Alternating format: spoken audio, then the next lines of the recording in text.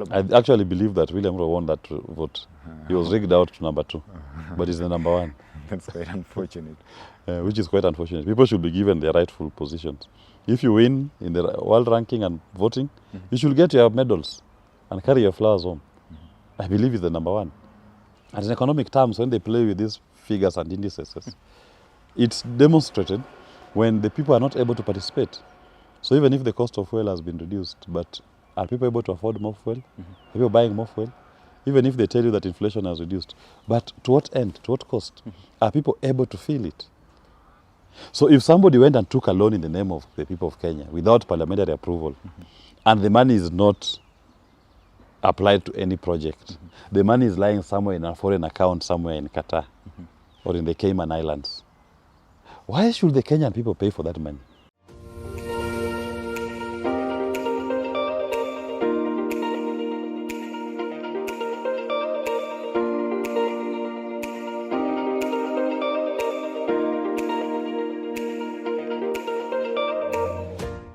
Well, ladies and gentlemen, it's been 2.5 years of President William Ruto's tenure. We are here with Wakili Willis Otieno. We want to analyze what is it that the president has done better. How does he actually rate the performance of President William Ruto's term so far? Welcome to the Candid Talk, definitely with yours truly, Evans Okinyi. And as I've told you, I'm here with Wakili Willis Otieno. Wakili, how are you? I'm fine, thank you. Yes. Straight to the point. We are midway through the first term of President William Samoei Arap Ruto, and Kenyans are actually looking back and wondering what is it that the president has done so far.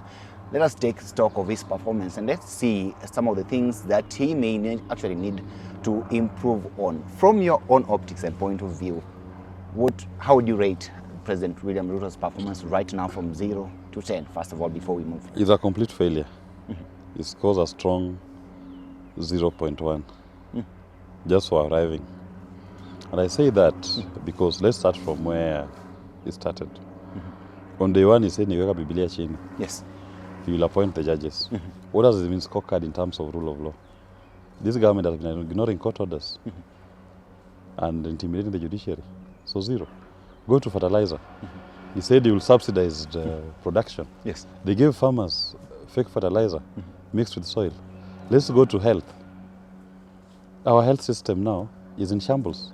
Many Kenyans cannot access health services because we don't have a functioning health finance system. Okay.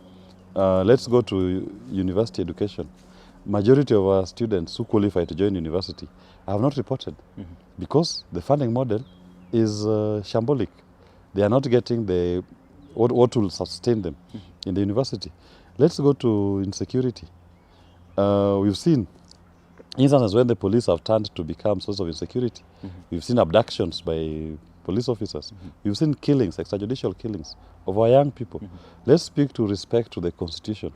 We are seeing and unrespect the right to demonstrate. It's now, the Constitution seems to have become an inconvenient document to the administration. Let's go to our foreign relations. Kenya is all over with the RC, Rapid Support Forces of Sudan, genocidaires. Now they are hosted and even given a field office here in Nairobi. Let's go to DRC, M23. I mean, the list is endless. The failures of this administration is unbelievable. The economy, the number 1 fundamental to any administration. For an administration, we only look at 2 major things. Look at its handling of the economy and security. So if I was to judge William Ruto, I will judge him on 2 parameters only. On the question of the economy, and we are seeing more and more Kenyans are losing jobs. The cost of living is becoming unbearable every single day. And I will judge him based on security, protecting our people. The same administration has abducted our people, it has killed our young people, it has failed to respect the rule of law. They've ignored court orders. Until now, there are many young Kenyans who've been abducted and disappeared in fashion that, in my view, I can even call crimes against humanity. Because these are systemic and they are targeted at a civilian population. So there is no way William Ruto can score more than 0.1% out of a score of 10 because there is no positive growth or development that we are seeing from this administration. On the economic front, the president is actually saying that the country is at a better place compared to when he came to power back then in 2022, just after the elections. And he says that he's actually done much better if you compare a lot of things. Even if you look at the prices of fuel back then versus what we're witnessing right now, the exchange rate, the inflation rate, and even the price of basic commodities, he says that at least things are right now better if you compare to when he actually took over. Why would you differ so much such that you don't see any positives from this particular government? The sweetness of a pudding is in the eating. So if the economy is that great as he says it, it's the Kenyan people who should sell us. Of course, when they tell you, I've always said this in this show, when they tell you that the price of commodities has come down, and you ask yourself, how comes people cannot access those commodities? Yes. It's because people are not earning. So which growth are you talking about? People don't have money in their pockets. So they don't have access to those commodities. So you can even reduce the price of a commodity. But if the person who is supposed to benefit from it does not have the purchasing power, how will they benefit? So the problem is that you must empower the people at their level. You don't address economic challenges by reducing the price of commodities. It's by empowering the people, coming up with economic policies that empowers the people to be able to participate in the economy through earning and being able to consume that which that economy produces. So they have not done that. It's that simple. And in economic terms, when they play with these figures and indices, it's demonstrated when the people are not able to participate. So even if the cost of fuel has been reduced, but are people able to afford more fuel? Are people buying more fuel? Even if they tell you that inflation has reduced, but to what end, to what cost? Are people able to feel it? There is no money circulating in this particular economy.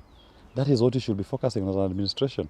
So that when you are dealing with inflation, you should ask it corresponding with the people's purchasing power, earning power. How much do they have in their pockets? Otherwise, those figures just become figures for economic theorists like David Ndii. But it is not something that the people actually desire. So there's nothing he has done in the economy that you can tell me it has worked. Look at the state of joblessness in this country, the state of despair. Just make an advertisement that you want to recruit 10 young people. You'll get at least a queue of over 10,000 people coming to look for those 10 jobs. Why? Because there's no production taking place here. The economy is not growing, it's not expanding. So we are not able to absorb people within the economic sector. And if you look at even the jobs some of our qualified young men are doing, people are doing jobs that are not commensurate with their qualifications. Why? Just because there is no expansion in terms of economic growth that can absorb them based on their capacities. Okay. Let's talk about the job creation part, and of course this is one of the fundamental points through which the president actually made a lot of promises to the people, and he said here that he would actually create jobs for the nation. Now, what would you say is the mistake of the president here? Because it seems that he's not gotten this point well.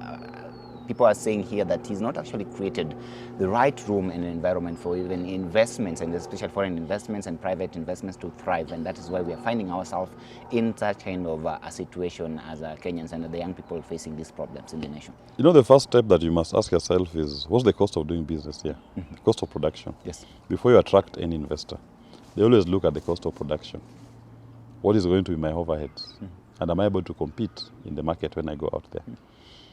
Start with access to capital. Don't even look at foreign investor. Start with the local investor. The Kenyan who has an idea, who wants to invent something or wants to commercialize his idea. The first challenge they face is access to capital. You go to the banks here, you are not able to access capital. You can't get credit. Why? Because government is the #1 lender in the domestic market. So you go as a private individual, you are given interest rates that are crazy, between 18 to 25% interest rate, depending on your credit assessment. With that kind of interest rate, which invention are you going to commercialize? Because right there, that becomes an unperforming loan even before you start. Because the interest rate is too expensive. And then, even if you have to access that credit, why will you not pay it? Because the market that you want to go and sell your invention, that market has no purchasing power. So you cannot commercialize your ideas. you are not able to access credit. And for those who are lucky to access it, when they go to the market cannot absorb, cannot take, because people don't have earning capacities. And tied to domestic borrowing and even borrowing as a whole, you'll find that Kenya government, when you look at William Ruto's scorecard, Kenya government this year alone is paying 1.9 trillion in debt finance against a projected collection of 2.1 trillion. So they have resorted to refinancing their loans. What does it mean? It means a loan that was previously, interest rate was at 6%. Now you're taking a refinancing at 10% interest rate. So you're actually compounding the problem. You're not dealing with the problem. They've taken odious debts, illegal debts that Kenyan people should not pay. And that is what has reduced the circulation of money in the economy and has impacted negatively on the possibility of growth. Look at power, cost of power here. A major component of production. In terms of price per kilowatt, in Kenya, you're going to pay almost 20 cents, USD cents. In Ethiopia, they are paying it at 11 USD cents. So an investor who comes here, the cost of power, number one, is too prohibitive. It's too expensive. Then number two, there is not enough surplus. You don't have a steady supply of power. So how are you going to attract a foreign direct investment into the country when your power supply is not stable? Your consumption vis-a-vis your supply is almost at par, 3,000 megawatts. Somebody cannot put up a plant and machine that needs 500 megawatts because now it's going to be competing with the other users, domestic consumers and other industrials. So we should be talking about a surplus power supply in this country, that we should be saying we have a surplus supply today in Kenya of even 5,000 megawatts. Surplus that any foreign investor or anybody who wants to invest in machinery should be able to access that 5,000 megawatts at a lower cost, and that is not interfering with the grid. Those are things that William Ruto's administration cannot have a conversation on. It's beyond their pay grade. And that is why you are seeing all this hodgepodge. His success is to go and parade himself in the streets of Nairobi, followed by hoodlums who are attacking innocent Kenyans, robbing shops and motorists and pedestrians. How can you say that person has performed on the economy? Those young men who are following William Ruto was just a demonstration of the economic despair of the people of Kenya. They do not have anything to do. And I sympathize with them. They think they can earn money by following a politician. Right? But if the economy was working, those young men will be engaged elsewhere. They will not be on the streets following a politician on a weekday. What else do you have to say that he has done that can earn him even more than 1 out of 10? Nothing. Okay. So on the part of job creation, you're saying here that the president has scored a 0 as well. Well, tell me, if you were in his position, what could you have done better? Very simple. As I've said, and as in Safina Party as led by Jimmy Wanjigi, we are very clear. Number one, we'll open the debt register and look at all those debts. If 70% of your revenue goes to debt finance, I'll want to know what is it that this largest component of my expenditure, what is it paying for? Because we've never defaulted on any debt. We've paid over the years. But how comes this debt just keeps going higher? We've done our forensic audit, as we believe as Safina Party, that the Kenyan people have overpaid their debts if we were to follow the law. So I'll do a forensic, open up the debt register and implement our report of our forensic audit. We will not pay odious debt. Any legal taken debt we will not pay. And that will give you a breather. The appetite to raise taxes to pay for odious debt will not be there. So the people of Kenya must feel that breather. They have to introduce 16% VAT on fuel purely because they have to pay more on debt. I will take away that VAT on fuel or reduce it to 4%. The Kenyan people must feel the breather. Number two, we'll stop borrowing from the domestic market. We will not borrow loans from the domestic banks. Why? Because that money in the domestic bank, once government is borrowing it at a high interest rate, 14%, what do you think the private sector will access? The private individual will access. They will not be able to afford it because the banks now will sit back and say, we prefer to lend to government, a sovereign guarantor, as opposed to a private individual who comes to take in little bits. So when the private individual goes to the bank, his interest rate is higher. I will walk out of that domestic borrowing. And what will that do? The banks have money in their hands. With the money in their hands, now they've lost this large market called government. They'll start begging every Kenyan to access loans. And the interest rates will fall. 4%, 3%, 5% max. And with that access to capital, how many Kenyans have ideas that they'll be able to produce? And they'll employ more and more Kenyans. So we are very clear. Okay. We will apply an economic liberation model for this country. Wakili, why does the government actually borrows heavily from the domestic market? That is the problem that we have. Because they don't want, number one, part of that domestic borrowing is odious, it's legal debts. In our laws, the PFM Act, you only borrow for development, and you only borrow with parliamentary approval. When they float this domestic, these treasury bills and bonds, have you ever seen this is meant to do this road from here to here? This is where Parliament passed it, that loan to be taken. So I believe this is a Ponzi scheme where some fat cats are benefiting. Because if you are to look at our laws, the laws say you only borrow to do a project. And you must get parliamentary approval. The only time you can borrow not to do a project is for short-term financing, to deal with liquidity issues. And it cannot be more than 5% of the previous year's revenue. So the same applies and it is paid within the year. The same applies to the foreign debts as well. Foreign debt also you only take, number one, with parliamentary approval, and it must be tied to a particular project. Okay. You cannot just go there and take a Eurobond that you cannot tell us, this Eurobond you took of $7 billion US dollars. What project did it fund? Show us with which project it funded. And where did Parliament approve you to take a Eurobond? So it means people are just stealing in the names of the people of Kenya here. They are taking your debt, taking debt in your name, stealing the money, and transferring to you the obligation to pay. Remember, debt is taxed in advance because it's your tax money that will be used to pay for that debt. And yet it is illegal. Your laws don't allow for that debt to be taken in the first place. Your parliament didn't even approve for that debt to be taken. So for Safina Party, we will not take that loan and we will not pay for it. We are very clear. Won't pay. We talked about here about the kind of revenue that the government raises, and you said that if you compare that to the loans that they're supposed to be servicing, let's talk about the foreign debt that you claim here largely odious. You say that the government actually has got very little room to operate from, and that is why they have to come back and borrow, because they cannot actually, whatever they remain with, cannot actually sustain the budget of the country. But whatever they are borrowing, whatever they are paying is illegal. So if they don't pay the legal one, they'll be able to survive. So these loans are here. The only person who says they are illegal, odious, is you and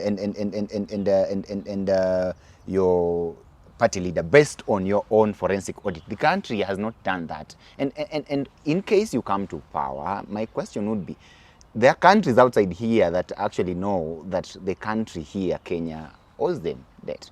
So will you just write them off and fail to pay? What I've told you, Okinyi, you take a loan based on your laws. So unless we say we don't care about the laws of Kenya, then we must pay. But if we are saying we care about the laws of Kenya, then we go to the laws of Kenya. What does it provide in terms of loans? It provides you only take a loan and you apply it to development, not recurrent expenditure. That's number one. Number two, for you to take a loan, you must get the approval of Parliament. Parliament is supposed to be the people of Kenya, representing the people of Kenya. So if somebody went and took a loan in the name of the people of Kenya without parliamentary approval, and the money is not applied to any project, the money is lying somewhere in a foreign account somewhere in Qatar or in the Cayman Islands, why should the Kenyan people pay for that money? For crying out loud. Why should we pay?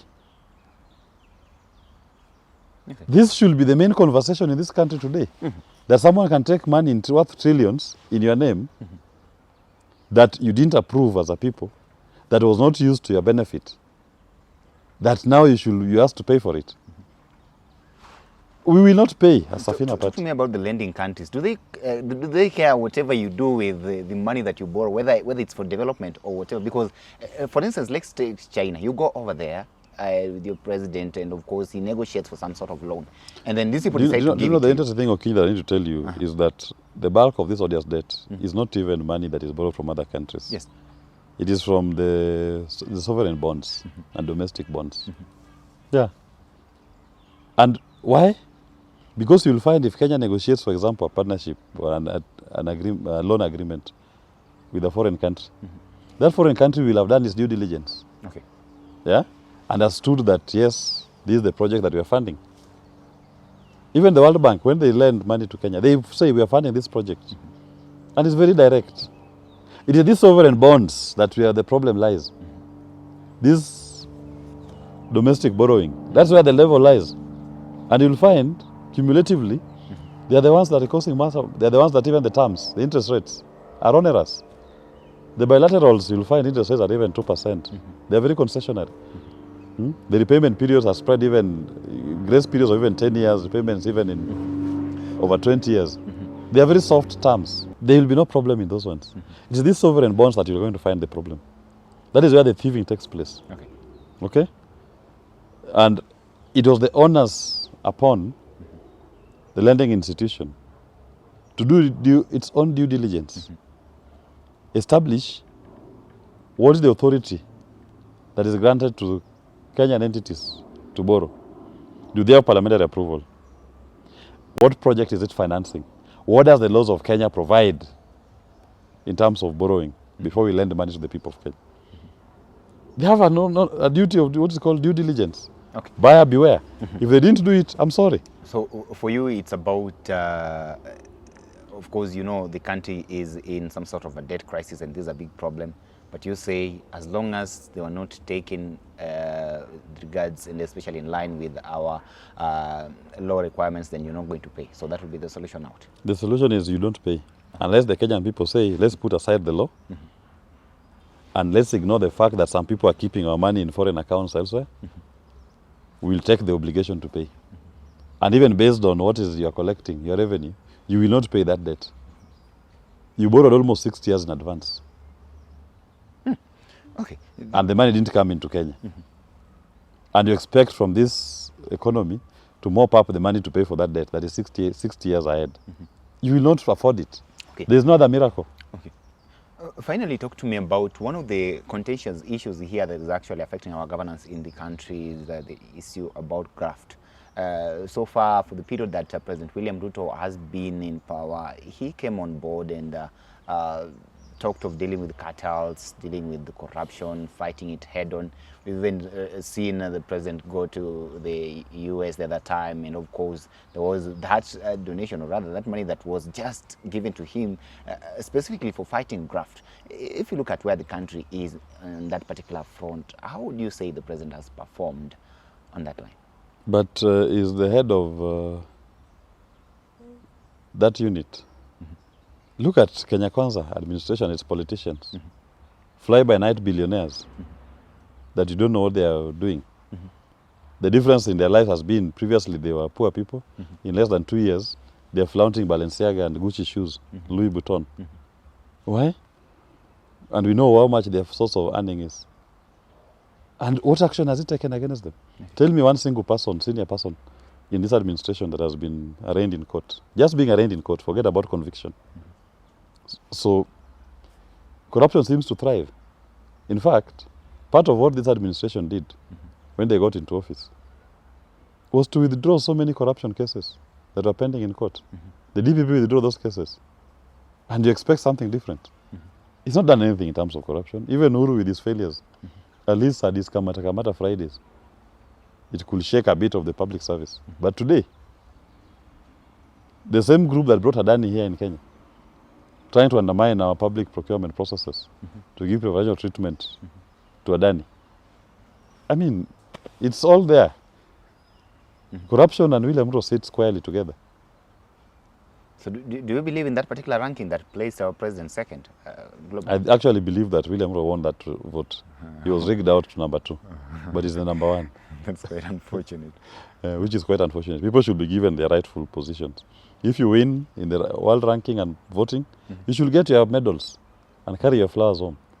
I believe it's the number one. And that entity that was conducting that poll, they need to change and respect the will of the people that gave William Ruto the flowers as the most corrupt.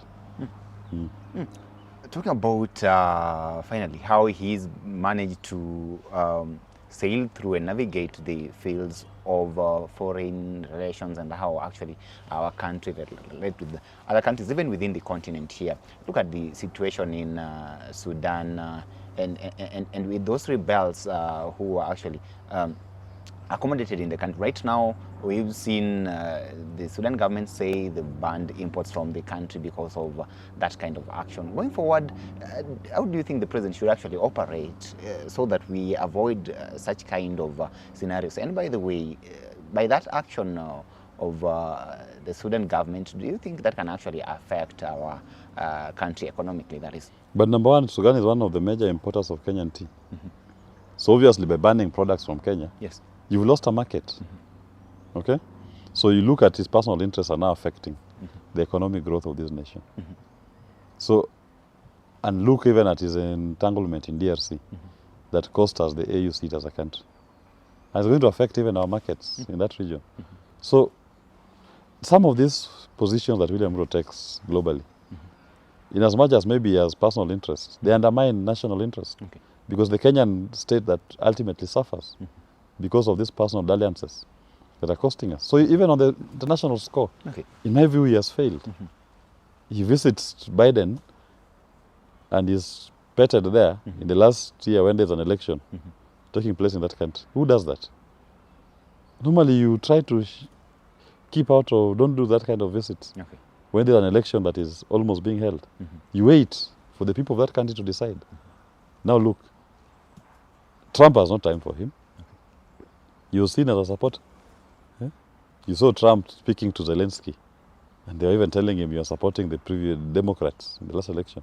Why? Because he appeared with Biden in some functions in the country. So all we are saying is, he doesn't even know how to play international geopolitics, how to balance about interest. His personal interest seems to be the superseding interest over national interest, and that exposes the people of Kenya. He's failed on that score as well. I can't give him more than one. Going forward, we're looking at a struggling health sector and, of course, the education sector as well for the past 2.5 years has faced myriads of challenges. What do you think the president can actually do better as we progress towards 2027? And with the 2.5 years that are actually remaining, what's your take on what could actually come forth for Kenyans now that you claim to be a prophet sometimes? The most he can do is to resign. That's the only thing he can do to Kenyans. That's the only good thing he can do to Kenyans. To resign from office. Because if you're expecting anything to happen, to change, to the positive, it's just going to get worse with William Ruto and Kenya Kwanza. The most he can do to the people of Kenya, if he cared, is to resign. But he's the president of the country. But the resignation is an option. Because it's causing more and more pain. Don't you believe the president can do anything? Today is more painful than yesterday was. And I guarantee you tomorrow will be more painful than today. So? Okay. So there's nothing. The most he can do to the people of Kenya is just resign. So assuming the president resigns and the deputy president takes over, yeah, it's the same government? It's okay. In fact, they should resign, all of them. We have an election where Kenyans put an administration that represents their interests. That's about economic liberation. It's about the economy. Stupid. Ladies and gentlemen, that is it from Wakili Willie Sotino here. Definitely we've been talking about what has been taking place in this country for the past 2.5 years, taking stock of President William Ruto's performance so far, and you've just heard what he said. You tell us, what do you think the president has actually done better, and what is it that he's not done better, and how can he actually change the situation so that Kenyans at least get a relief going forward? Allow me to stop for now. Thank you for tuning in. Thank you for being part of this family till we have this conversation again. Have yourself a lovely day. My name is Evans Okinyi.